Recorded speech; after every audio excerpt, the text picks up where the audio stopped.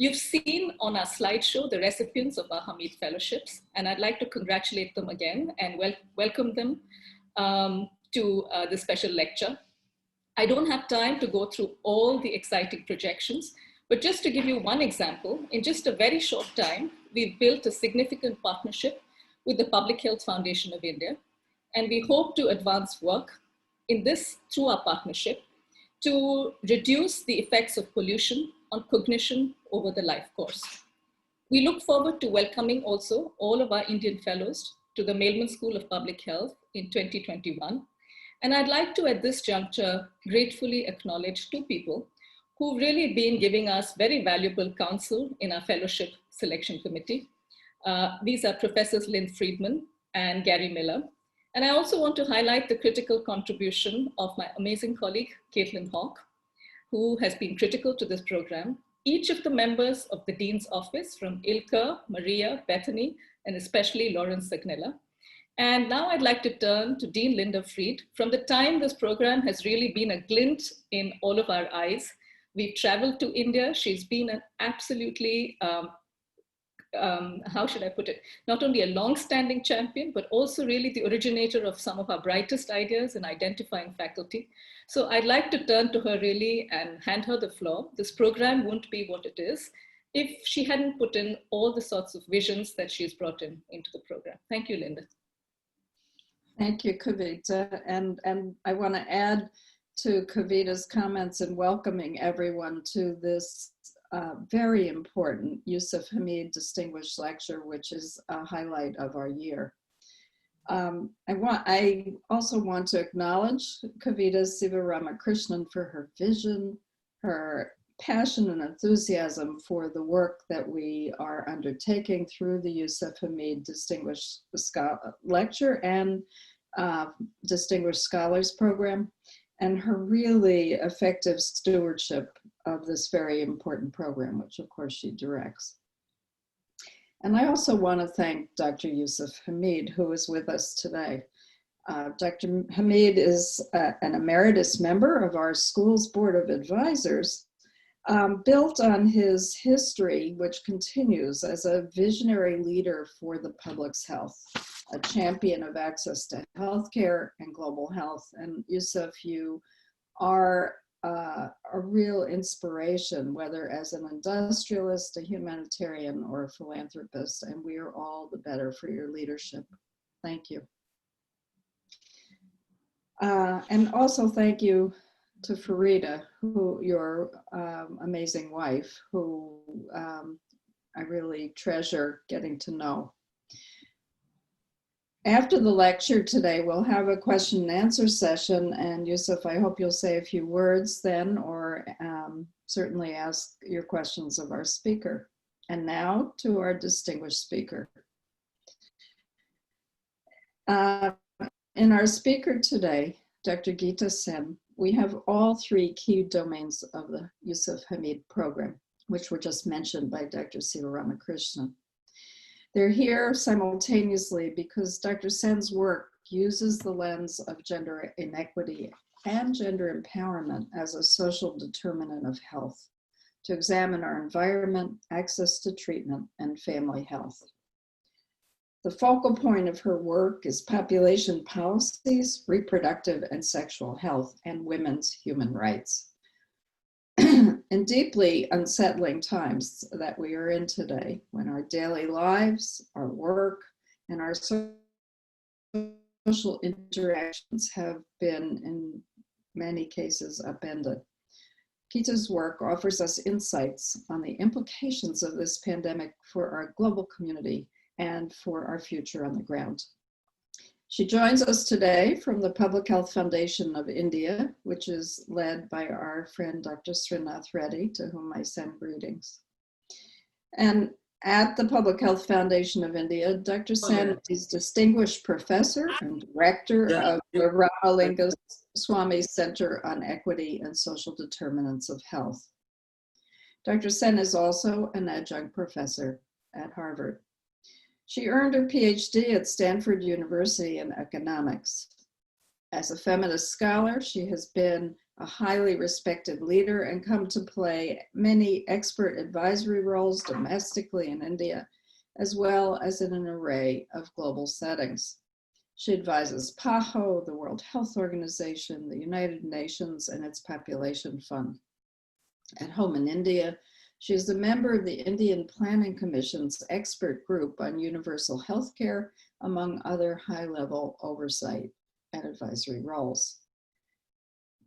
Dr. Sen has published extensively, including numerous books, and has been recognized with many honors, including this year's Dan David Prize for outstanding interdisciplinary research. Dr. Sen, I am thrilled to welcome you, and we eagerly await your words. After Dr. Sen's lecture, we will then have an opportunity for questions from the audience. And I'll turn this over to Dr. Sen to present her talk on Is Inequality Toxic for Public Health Agendas? Welcome. Thanks very much, Dean Freed. Thank you, Kavita. And a big thanks to Caitlin and Lauren and everyone at the Mailman School of Public Health who've been putting many hours into organizing this. These, as we know, are strange times, and we've all sort of zoomed ourselves into each other's living rooms, bedrooms, and who knows what in ways that we would never have done before. I had very much been looking forward to visiting the Mailman School in person, but we all know how that goes. I also want to recognize the presence today with us of Dr. Yusuf Hamid, CIPLA's chairman. Dr. Hamid, I'm not given to flowery language or to unnecessary sort of paeans of praise of anybody. But I have to say that it is one of my greatest honors to be giving this lecture in your name. For many, many, many years, your concern for social justice and the fact that it need not be antithetical to running a for-profit pharmaceutical company has been not only remarkable, but moving as well. So let me say what a pleasure and honor it is to be giving this talk, and I feel quite humbled. Last night, actually not last night, today, I meant to watch it last night, but earlier today, I watched the documentary film Fire in the Blood, which was made somewhere in 2012-13, I believe, and which is still very much available. For those of you who've never seen it, I would highly recommend it because it will help you. It's all about HIV/AIDS and the struggle to get accessible and affordable antiretrovirals to prevent deaths in Africa and around the world, and the key role that CIPLA and Dr. Hamid played in that. Fire in the Blood, this is an unabashed plug for the film, and I would highly recommend it to anyone who hasn't seen it so far. Its upbeat message of how social activism combined with genuine corporate responsibility can make, can turn the Titanic around,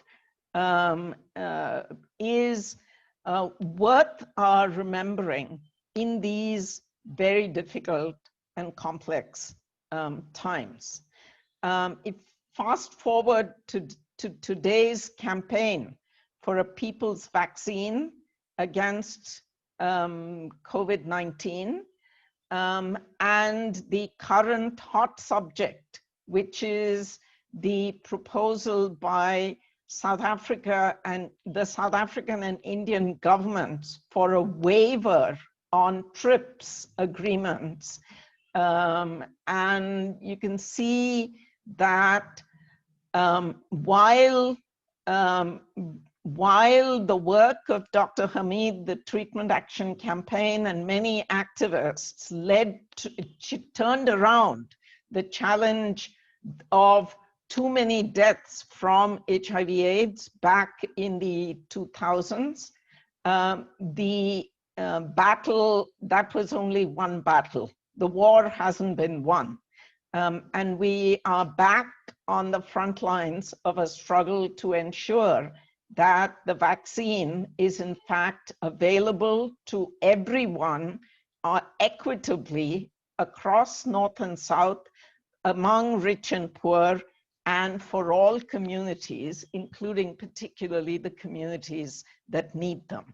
So the People's Vaccine Campaign is one that that is sort of a modern version of what happened at that time. This campaign derives from the same South versus North and rich versus poor inequalities that powers the continuing ongoing struggle over intellectual property rights that is at the heart of all access to medicine campaigns. Today's lecture is about where, as a public health community, we stand today on the implications of socioeconomic inequalities for public health and for public health agendas. It may seem like a bit of an odd moment to be reviewing and synthesizing what we know about inequalities, or I should say inequalities, plural, and their implications for health, when the moment seems to call for quick and decisive action to ensure access, affordability, and quality. But I think we all know we're in a crisis. If we agree with Richard Horton, it's a syndemic, not a pandemic, multiple crises simultaneously. But a crisis, as we know, is a time of intense difficulty, calling for difficult and important decisions to be made. But in medicine, at least, a crisis also is a turning point. It can be a turning point for the patient, either towards recovery or towards death. And in public health, I believe we stand at that kind of crossroads right now. And therefore, it is in fact an apt moment for us to be bridging silos, to stop behaving like the 5 blind people and describing the elephant, and start thinking and talking about how we bring inequalities to foreground inequalities and bring them to the center of public health agendas and public health action. Bending the arc towards recovery from COVID-19 requires knowing why and how we are where we are in public health agendas. And central to that understanding, I will argue, is inequality. I'm going to be drawing my arguments from across a wide-ranging set of disciplines. And this attempt to draw from disciplines, and I want to apologize in advance for all those disciplines about which I know very little, but my friends know that I'm the proverbial fool who walks in where angels fear to tread. And I've never had a problem with speaking across disciplines. It befits my own polyglot background. I've lived in both the South and the North. I was trained as an economist. I've dabbled in sociology. I've dabbled in public health. I do research, but I'm also an advocate and an activist, an academic and an activist, all mixed in together. And that seems to me to give me good credentials for doing what I propose to do by way of a synthesis that tries to bring together what different disciplines appear to be telling us about the relationship between inequalities and health. These connections are not simple. They are multi-level, they are intersecting, and at times, as you will see, and as I will argue, overlapping. I'm going to be looking first, therefore, before I get to the question of agendas, public health agendas and policies, to be looking at clusters of evidence first, to say what it is that we know or should know, what we should be trying to find out about. And in doing that, I'm going to be looking a little bit at what questions are being asked in different disciplines. What do they imply for how we understand and think about public health? And what, therefore, might they imply for public health agendas and action? So there are I could identify, as I strolled through multiple literatures, 5 clusters of evidence. There may be more, and if so, please do speak up and let me know. The 5 clusters of evidence, and I'll be going from those about which I know a little bit more towards those which are more esoteric to me and on which I will refuse steadfastly to answer any questions. I don't know enough. And you'll see, I'll tell you which ones those are as we come to them. But the first cluster is a cluster that links resource inequalities, income and wealth inequalities mostly, with public health. There are 3 kinds of questions, evidence-linked questions that come up in the context of the connection between income and wealth and health inequality and public health. The first is, why are we bothering with inequalities? Isn't the problem low levels? That is, shouldn't we be talking about poverty levels rather than worrying about the extent of inequality? So that's the first kind of question that always crops up in the context of income and wealth. The second is, yes, maybe there are associations, but are they really telling us anything about causation, specifically causation from income and wealth inequality towards health outcomes and health problems? Couldn't it be in the reverse direction? And if so, that is, if we are concerned with the questions of association versus causation, which health indicators should we be looking at for this? And third, of course, who's affected? And I'm going to be saying a lot more about who's affected as we move to the other clusters of evidence. Now, the evidence on income and wealth inequality in relation to health is of 2 kinds.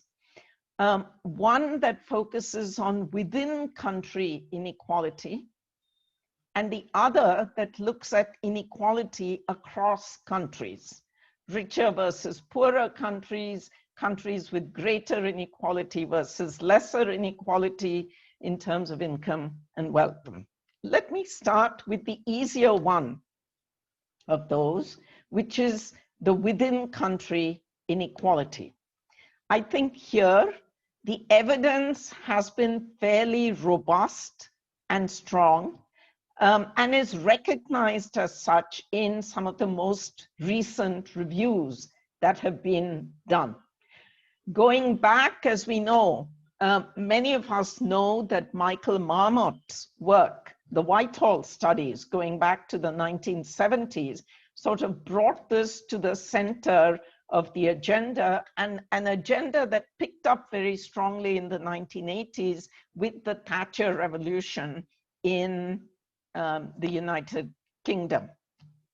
But Marmot studies and the studies that followed thereon showed that inequalities in income and wealth affect life expectancy, affect infant mortality rates, affect mental health, and some people have argued affect a whole range of other social problems as well. Now, Sir Michael Marmot did a review later in around 2010, at about the time when he was about finishing chairing the WHO's Commission on Social Determinants of Health.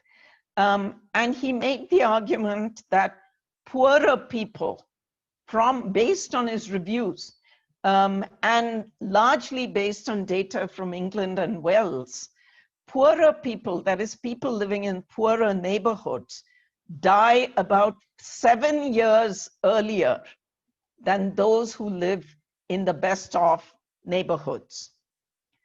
Professional men have a life expectancy in his data, and it's 2002 to 2005 data from England and Wales, national data. Professional men have a life expectancy of 80 years versus only 72.7 years for unskilled manual occupations. For women who have higher life expectancy, professional women, but the same inequalities hold. Professional women have 85 years of life expectancy, I should say, versus only 78 years for women coming from belonging to unskilled manual occupations. Now, the interesting thing about Marmot's study and the range of other studies that followed is that these were not threshold effects.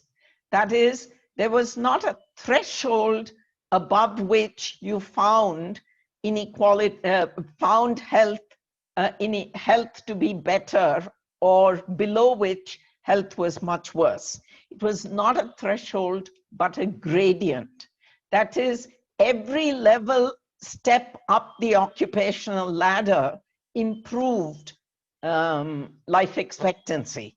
And similarly for other indicators of health as well.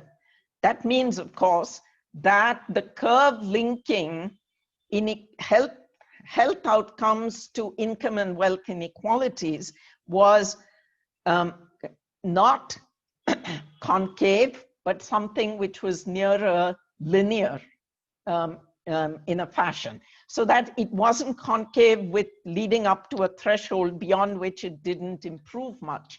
It in fact tended to keep going up. The slope tended to be much more linear. In India too, we see this kind of difference. Take child nutrition. Now, India, of course, is pretty bad on child nutrition, accounting for about 1/3 of stunted children in the world. And about 1/3 of Indian children under the age of 5 are either moderately or severely stunted at present. And while the stunting rates have been coming down, they are still as high as 1/3.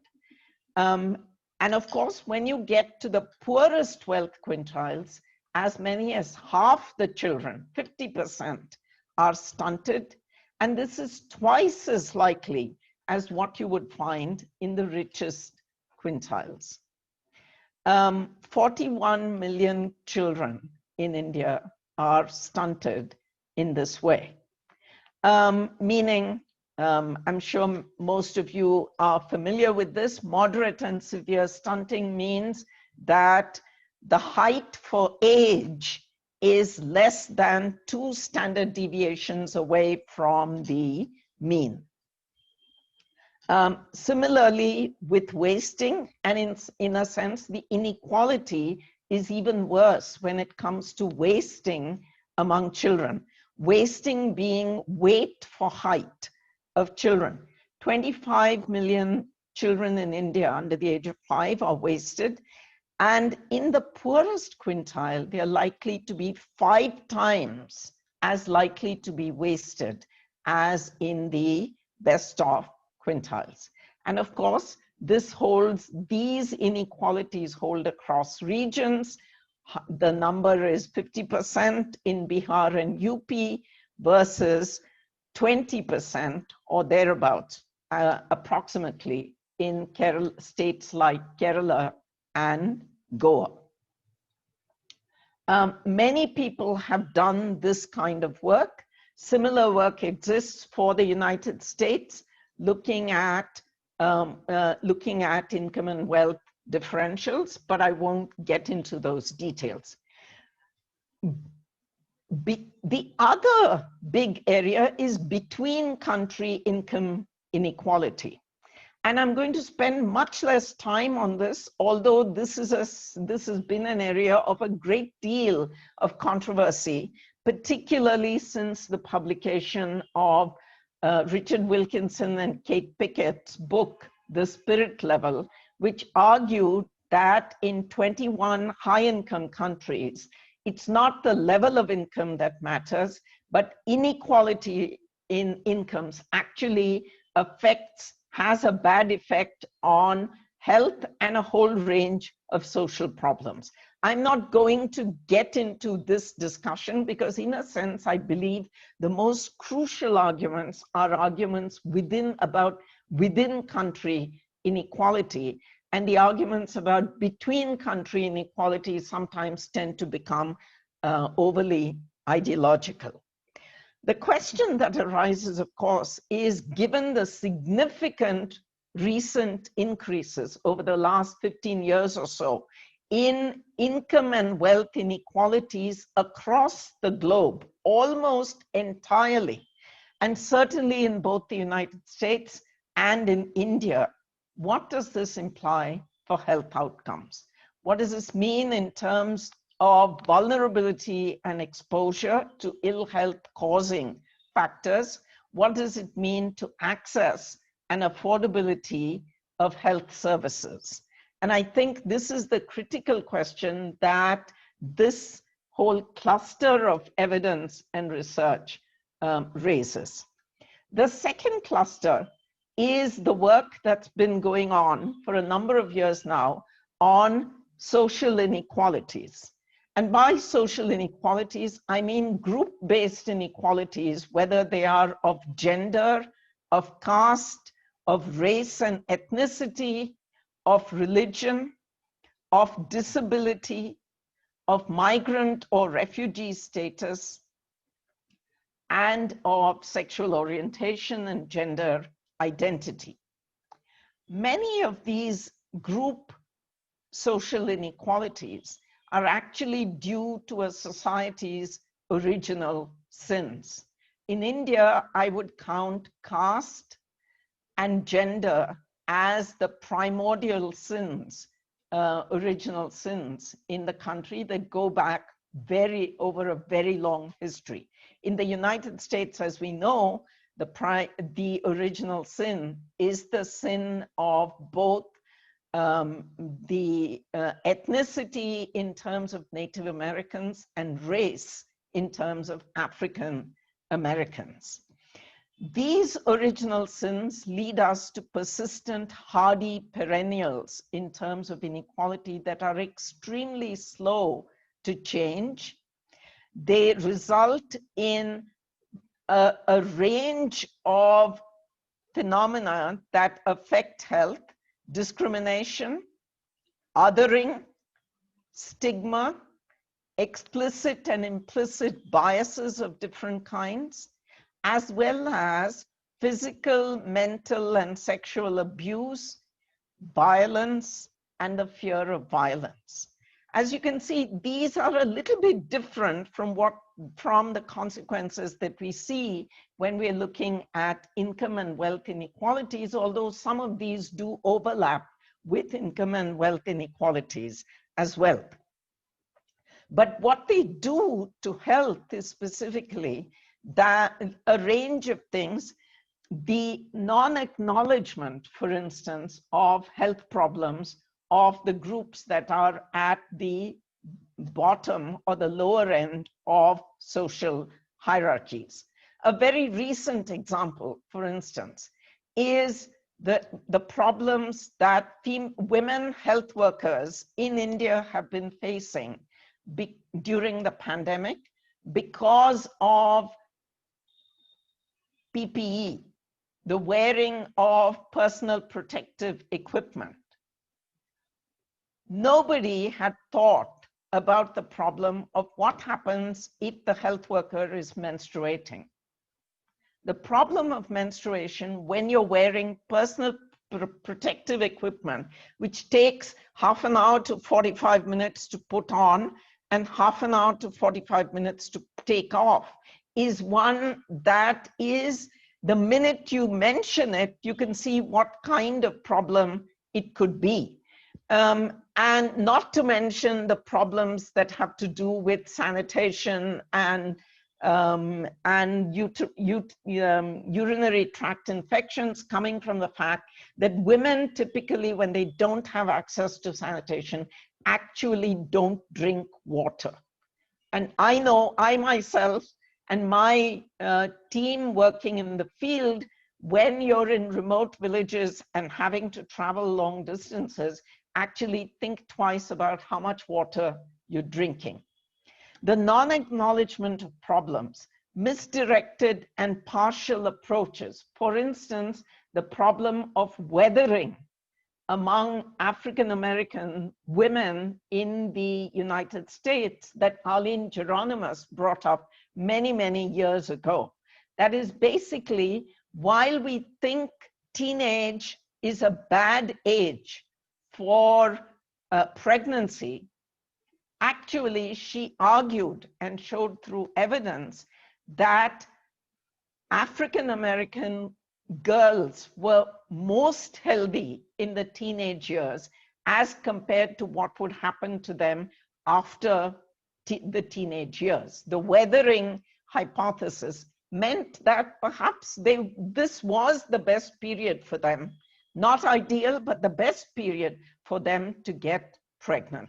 So not recognizing the deep presence of social inequalities and the fact that these inequalities actually are intersectional. They intersect in complex ways, which I don't have time to get into, both with economic inequality and with each other. Not everybody, not all poor people have the same health outcomes or suffer the consequences of inequality in the same way. Poor men and poor women bear very different kinds of consequences. And one can see that the workings of intersectionality, on which there is a rich and growing literature, raises a whole range of questions about the nature of poverty itself, the ways in which people can leverage advantages to make up for disadvantages of different kinds. These are all part of a growing literature on intersectionality, which derives from the social inequality literature. Mental health outcomes, the normalization of inequality, and so on. But let me say that not all of it always points in one direction. For example, there is a nutrition paradox, going back to my example of nutrition in India, which has to do with the fact that while the sex ratio at birth is highly adverse towards women, towards girls, boys actually tend to be more stunted and wasted than girls. And that raises a whole set of questions. It's a paradox. Why is this the case? And it's one that hasn't been adequately understood. So I think there's a bunch of exciting and open questions. Let me run through the 3 other clusters of evidence quickly in the interest of time. The third cluster is the cluster that social epidemiologists have worked on greatly, which is status inequalities. Sociologists and social epidemiologists have argued that individuals, people, are embedded in social relationships that condition their health.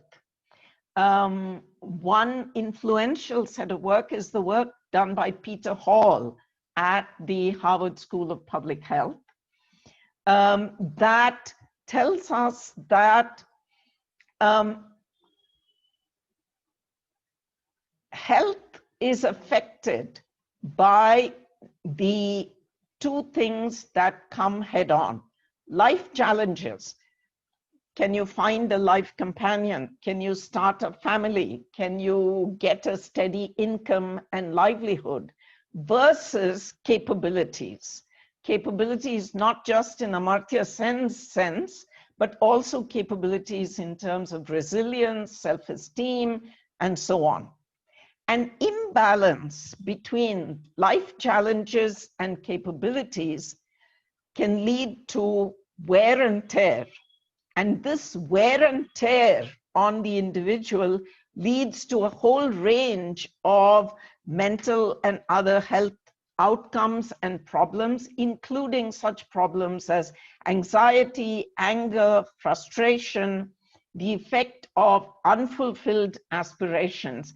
And in times of growing inequality, those problems of unfulfilled aspirations at a time when people in fact can see others doing well, lead to all kinds of challenges, millenarial groups, othering, blaming others for your own situation, feeling superior, and a range of ways in which social factors in fact can end up affecting population health. And there's a rich body of evidence coming from social epidemiology about inequality. The 4th cluster is psychosomatic medicine. Very interesting. Psychosomatic medicine, as we know, draws partly from psychology, partly was triggered by all of the stuff around alternative medicine, mind-body therapies, and so on. But it is where we start moving from health as a mere absence of disease to health as well-being. And here we've seen psychosomatic medicine grow by leaps and bounds.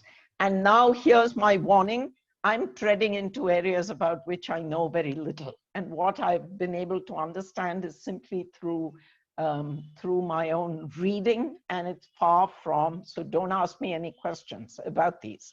But what I understand tells me that the wear and tear that the status inequality people talk about is actually what contributes to what in psychosomatic medicine is called allostatic load.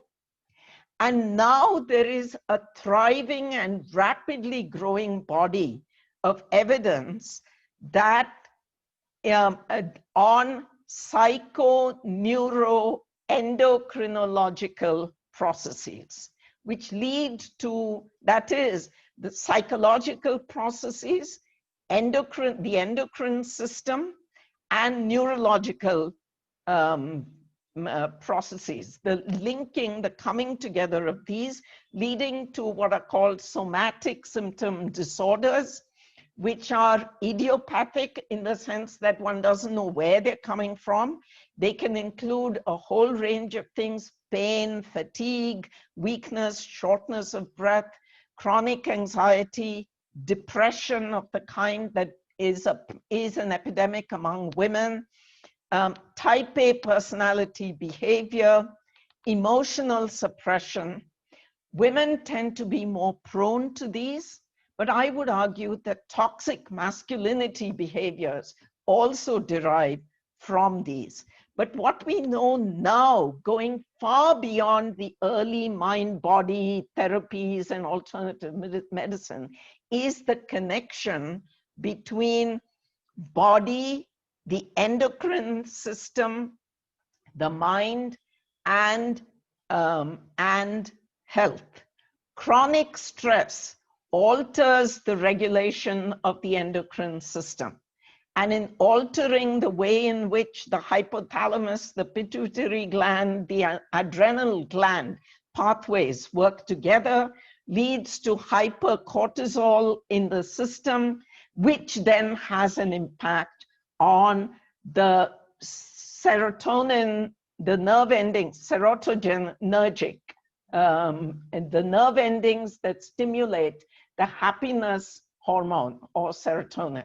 And this, in fact, gives us a very, very rich and complex body of literature, which tells us that early adverse events in people's lives, such as separation or sexual abuse or chronic oppression, such as what women and African Americans might face, result in these kinds of pathways which get triggered, result in adverse behaviors such as smoking, substance abuse, dietary problems, which then have huge implications for health, as we know.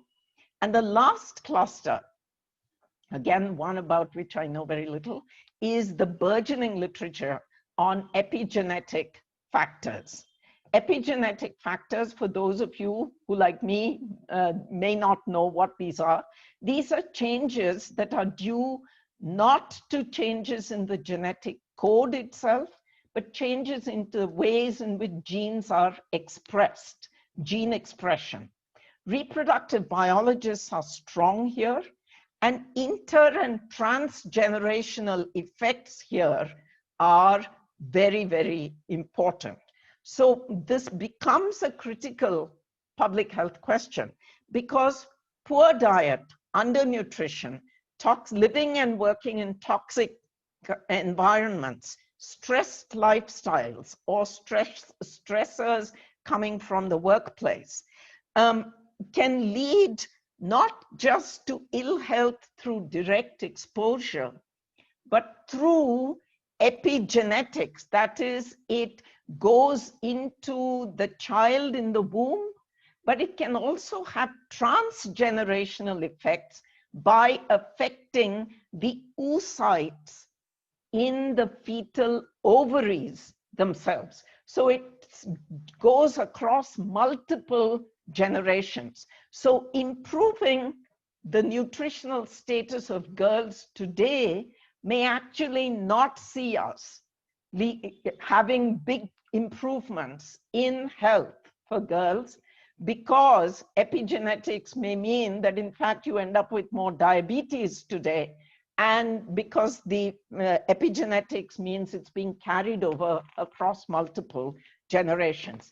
Diabetes, cancers, cognitive disorders, infertility, all of these have an impact. What are the conclusions from this drawing together of the literature? Inequality casts a very long shadow within societies and over time as well on health and well-being. Second, economic inequality is only the tip of the iceberg, although it's a mountain-sized tip, I admit, but it is only the tip of the iceberg. Third, social inequality, including intersectionality, can contradict what economic inequality may be telling us, as I said with the weathering hypothesis. Fourth, status inequality can help us understand individual and group behaviors, including health-related behaviors, such as the problems in the US and parts of Europe, the opposition to masks, the phenomenon of blaming those who in fact are making efforts to counteract the pandemic. And the huge psychoneuroendocrinology advances, huge advances in our understanding of chronic problems that are unequally present in society. Reproductive epigenetics tells us a great deal about these across generations. And my final pulling together is across disciplines, we need translational work that will help us understand the ways in which inequalities play across disciplines. What can we then, in the, I'm not sure how much time I have left, probably not a whole lot. I need about 5 minutes, I think. I think you have 5 minutes. Okay, great, thank you. What can we then say from all of this for public health and public policy agendas? Well, the obvious one is that we need a reduction in all of these different kinds of inequality across the board. This, of course, as we know, in terms of policy is easier said than done. And certainly it's that holds even more so in a time when we've seen such massive increases in economic inequality and a reduction in the policy tools with which to address inequality. This is happening despite the UN Secretary General's warnings about inequality. The Indian wealth pyramid in the last decade has gotten much, much, much worse, with over 90% of the adult population with wealth under 10,000 US dollars and 2,000 individuals with wealth over 50 million US dollars. Inequality distorts policies in a range of ways. First, by hiding and masking health problems so that we don't even see them. We take it for granted that this is just the way these things will be. Second, blaming those at the bottom for their lifestyles, their behavior, their refusal to do things, the blame rather than apportioning the blame to inequality where it belongs. 3, by focusing on individual behavior as choice rather than as a consequence of inequality itself. How and why we do what we do. So telling poor people not to live in toxic environments as though they have the choice of whether they will or will not do that is like telling girls and women not to wear revealing clothes because if they want to avoid sexual violence, blaming those at the bottom, ignoring critical problems, and most important of all, I would say, is inequality, and growing inequality reduces solidarity. It reduces social solidarity because we no longer are able to wear the shoes of the other. That's the other. That's the, I'm a Hindu, that's a Muslim or a Christian, I am well off and I am educated. Those are stupid people who aren't educated and don't understand.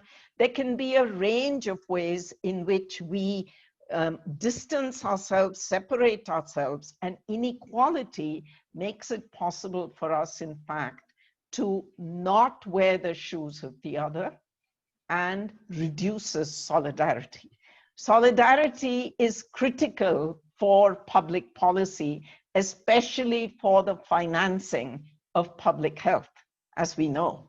In India, we've been struggling in the public health field to raise financing for public health from the miserable 1% of GDP where it stands right now to 2.5% for I don't know how many years. But it becomes more and more difficult to do this in a more and more unequal environment. I want here just to give a shout out to Oxfam, which since 2018, for the third year running, has been producing something they call the Commitment to Reducing Inequality Index, which is absolutely fascinating. If you look at the 2020 report, comparing 158 countries, and it's focused on critical policies. And the policy pillars are basically 3. And it looks then at what each of these pillars, what impact it has on the income Gini coefficient of inequality. Public services spending, including education, health, and social protection. Tax progressivity. Is the tax system progressive in terms of income, corporate taxes, and value-added taxes and their share? And the third is labor rights and wages, which looks at labor rights and which specifically looks at women's labor rights so that they can look at such things as unpaid care work. And as well as minimum wages and whether these are, they exist and are being implemented. In the Indian context, I would say that in addition to these 3 pillars, we need to look at the pillar of agricultural policy, where in fact, a very, very large proportion of our population lives and depends on for survival. Let me finally say that in COVID times, addressing inequality, which the pandemic has made clear, there is a pandemic of inequality matching the pandemic of the virus. With rising inequality, the devil actually does take the hindmost. And in a highly unequal society, public health measures can actually become draconian if they don't pay specific attention to those at the bottom and the presence of inequality in the socioeconomic fabric of society. We've seen this in India with a lockdown which didn't adequately concern itself with migrant workers, with overflowing grain stocks while people are starving, with very limited and inadequate cash transfers, even though economists across the political spectrum, all trained economists, have been calling for more cash transfers.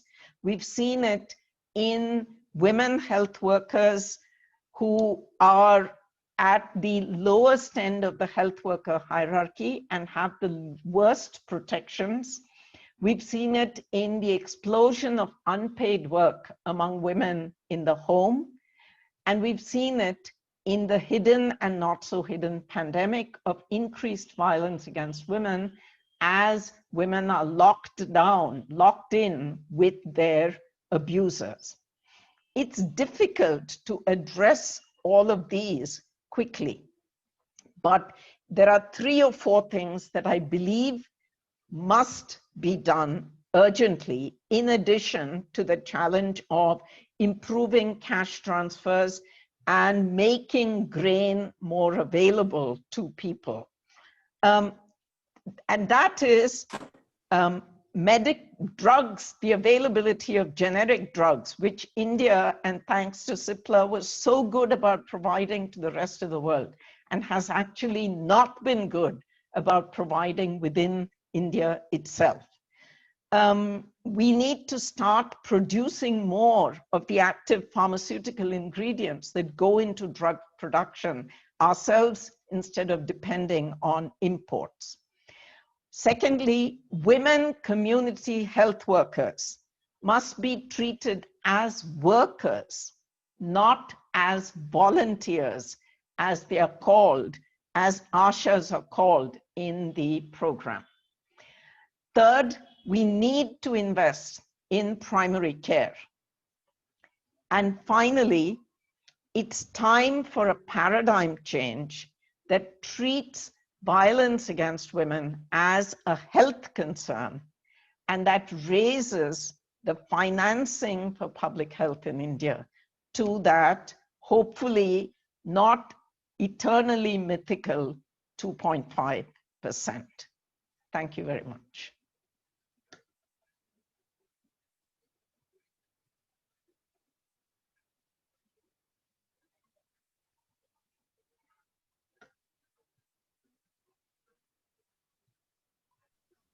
Thank you, Geeta. I'd like to turn to Linda.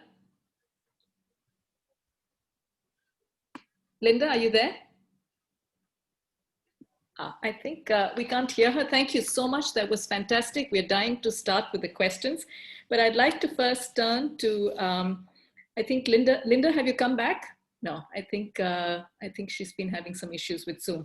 But what I'd like to do is, before we start the Q&A, we'd like a first question or first comment from Dr. Hamid about the lecture, any kinds of thoughts he had that he'd like to share with us, and then we'd open it up for questions. Thanks. Dr. Hamid? You have to unmute yourself. Unmute myself. Yes, that's it. Thank you. Good. Can you hear me? Yes, yes. Okay. Dr. Sen, it was a brilliant lecture. Please call me Geeta. Geeta, you called me Yusuf then. I will. Okay. It was really very nice. The last lecture of this type I heard was from Dr. Srinath Reddy, which he gave 2 years or 3 years ago in Colombia itself. Your talk was brilliant. Everything was fine. I'd like to add 1 or 2 things more to what you said. One was that you talked of intellectual property right at the beginning, social justice, etc., etc. On intellectual property, we fought in 1972 to have the patent laws changed, and that saw the golden age for pharmaceuticals in India.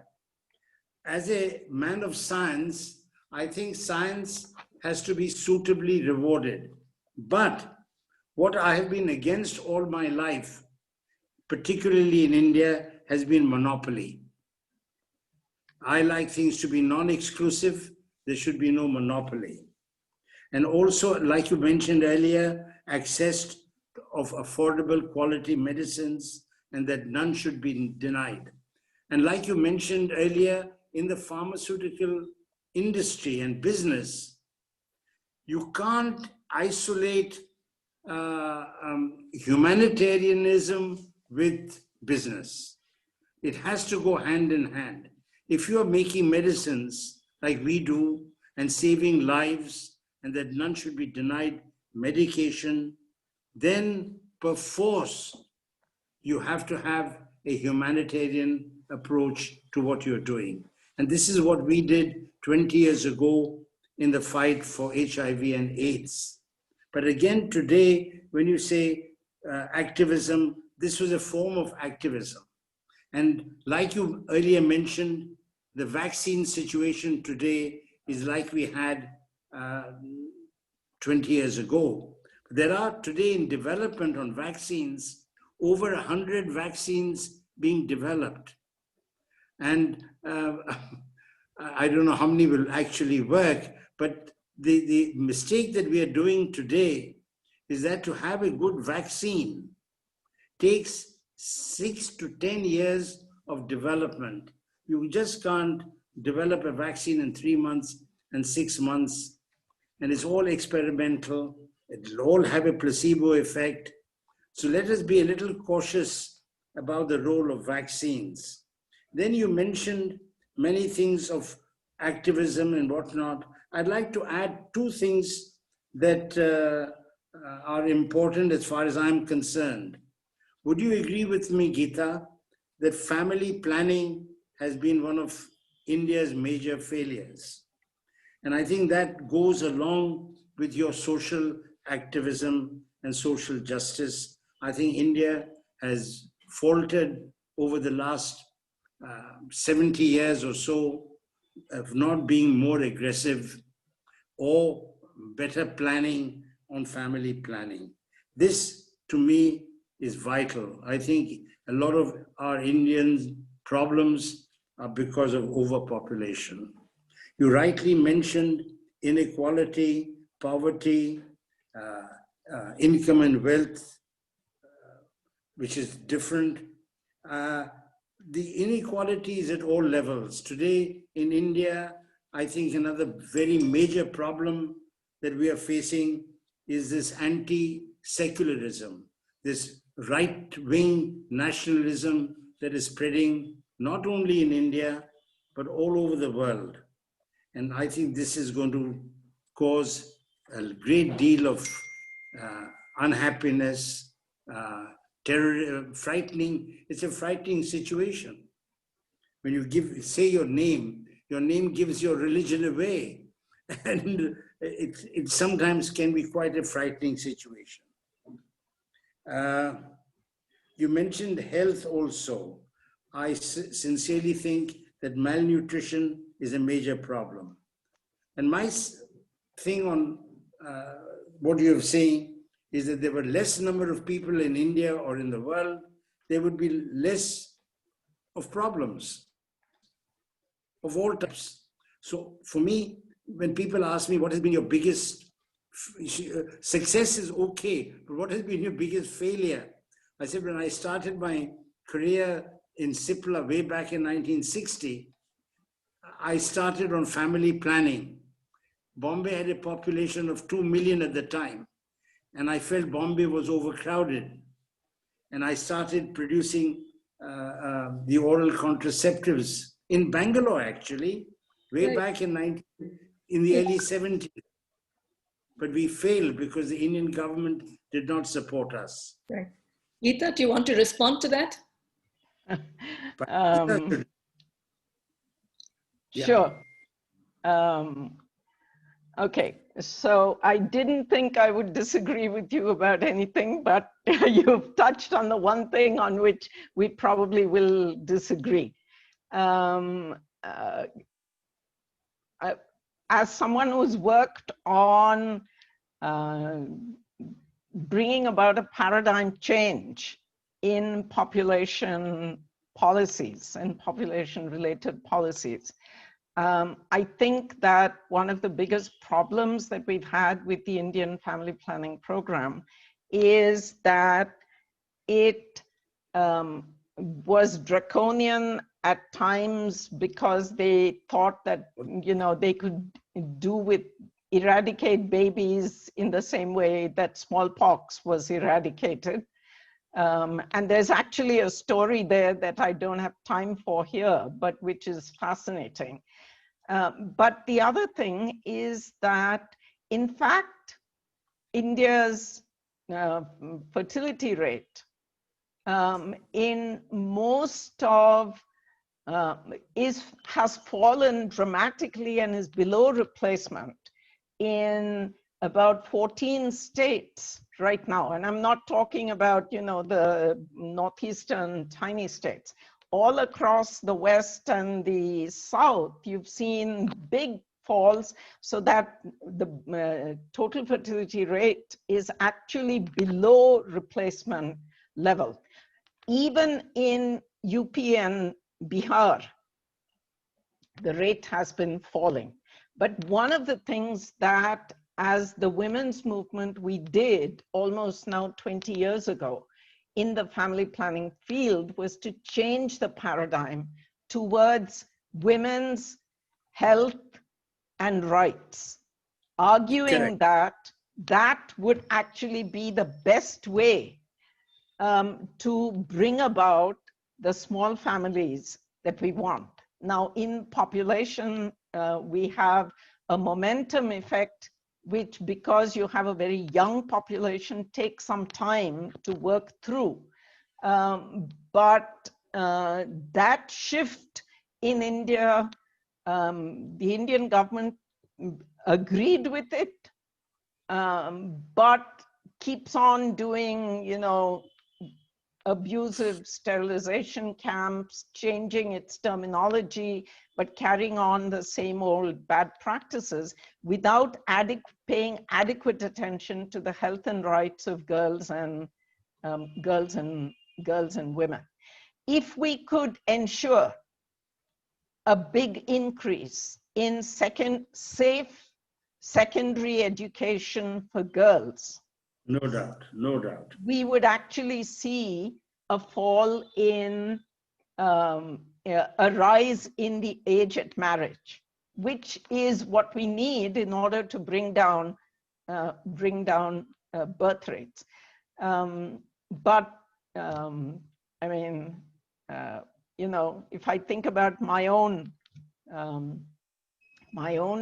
family history, I don't know how many children my great-grandmother had. I think because there was so much wastage of pregnancies, so many deaths at that time of infants, but it was in the double digits. And then my grandmother had 7 children.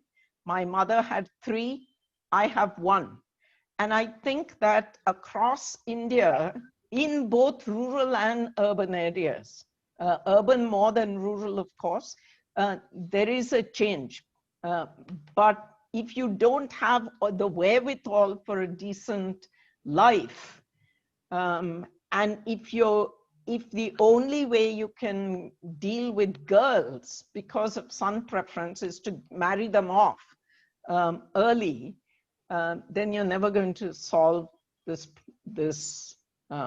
problem. Thanks, Geeta. With all of the rest, I completely agree. okay. Thank you. Kavita, I've had my say. Thank you for that. It was a really fascinating discussion. I want to quickly move to actually a question that Gary Miller had posed, which connects up what both of you are saying.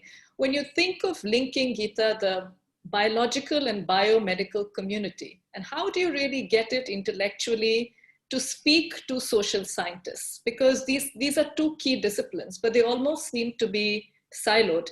And this relates to a second question we've had from Terry McGovern, who says that, you know, there's the research side of it, but what's really interesting about your own career is that you've always worked alongside social movements. And can you tell us also why this partnership has been so important? So first question really about getting these, you know, that word you use, which is translation. How do you get these fields to particularly speak to each other in the context of what we were talking about, which is reproductive health? And secondly, how do you make that link, and especially through your career, with social movements? And I think this is particularly important for our students to hear about. Okay, both are not easy questions. As far as the first one is concerned, that's the $1 million question. But I think, like with everything else, how much have we actually even tried? We haven't tried the translation. I will admit, reading some of this and trying to make sense of some of the epigenetic and psychosomatic medicine literature was not easy for me. I would have loved to have had a translator to do that. But I think if we were to actively actually try to bring communities together for translation, to understand how we are all looking at different different parts of the elephant of inequality and describing it, and that in fact there are major things we can learn, major overlaps across what we're learning that would be very, very fruitful. I think it's ripe for a project that does that, actually, translational between the biologists and the social scientists. Of course, I mean, you know, it's not just biology versus social science. Right. You've got the economists versus the sociologists versus the gender and race theorists, even within the social sciences. And we've got to stop our own othering and stigmatizing of each other's work as too narrow, too broad, too vague, too diffuse, too specific, too this, too that, and start trying to see how it is that we can learn. And I think a School of Public Health would be a great place to make a bold attempt towards translation. And inequality would be a perfect subject for that. Terry's question. Yes. As I said, I have a very polyglot history. And by glot, I don't just mean language. I mean across all kinds of things. Essentially, and this is particularly directed to Columbia and any other students who may be there, I just followed my passion and interest where it took me. That is, if I felt a question was important, I crossed boundaries. If it couldn't be answered in one way, if it needed activism of a different kind, I went there. This is not to sort of put myself up to be anything, anything marvelous, but just to say that it's the secret of an interesting life is to be open to shifting influences. Certainly Dr. Hamid's life tells us that. My own experience has been that. And I think, let me try and give an example from the population policy field where we made a paradigm change happen in the Cairo conference 25 years ago.